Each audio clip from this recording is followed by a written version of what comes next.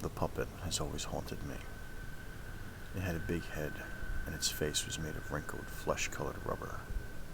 The eyes were gigantic, bulging white orbs, and its black hair was made of some hard substance that didn't quite mesh with the rubbery head. The teeth were gigantic, pure white, and capable of moving up and down. The body and limbs were wooden, painted to resemble colors, but the paint was faded.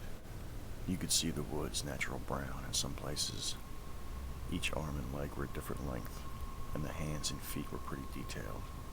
It made a loud, clattering sound whenever it moved. The puppet always followed me.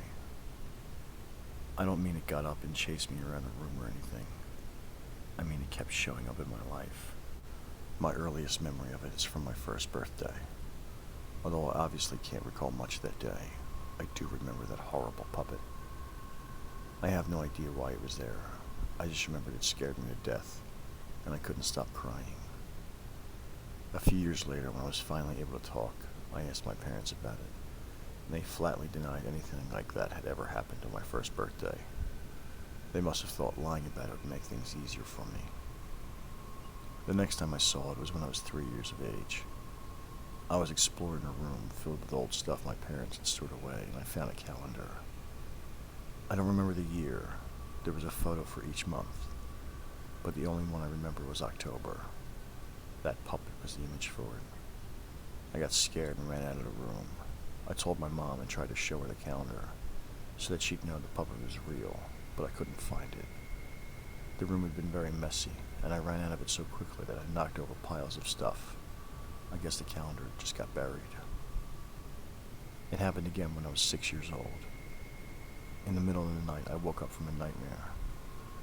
I was too scared to go back to sleep, so I went downstairs to the living room and turned on the TV. An old black and white TV show was just ending, and when the commercials started, the puppet came on the screen. It was dancing while loud music played in the background.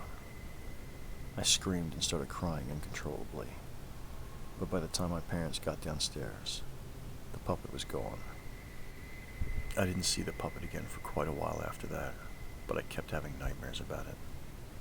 When I was 15, I decided to try and track it down, using the internet to try and find information about the calendar, the commercial, anything.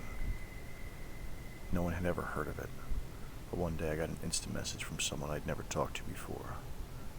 The person's screen name was a random mashup of numbers and letters, but their avatar was a picture of the puppet.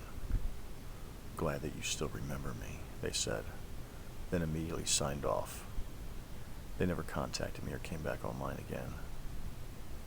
When I was 20 years old, I was walking past a store that sold old toys and dolls, and in the front window I saw the puppet. I went inside and asked the clerk if he knew anything about that puppet's history, when it was made, where it was from, anything. The only thing he could tell me was that the puppet had just been sold to the store a few days before. He told me I could have it for $6. I wasn't sure what to do. It still scared me, but having proof that it really existed seemed like a good idea. So, I bought the puppet and took it home. For a while I felt better.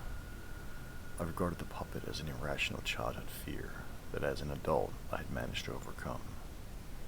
I even started to believe the explanations my parents had tried to give me. They said I must have seen it somewhere as a baby, and the image just became lodged in my subconscious. I must have imagined it in the calendar, they said. Perhaps I was dreaming when I saw it in the TV commercial. Maybe the person who contacted me online had just been playing a practical joke. I kept the puppet, and as I moved on in my life, I pretty much forgot about it. I finished college, settled down, and got married. My wife will be giving birth in a few weeks. I was cleaning up the spare room and preparing it for when the baby comes, when I found the puppet in the back of the wardrobe, dusty and abandoned.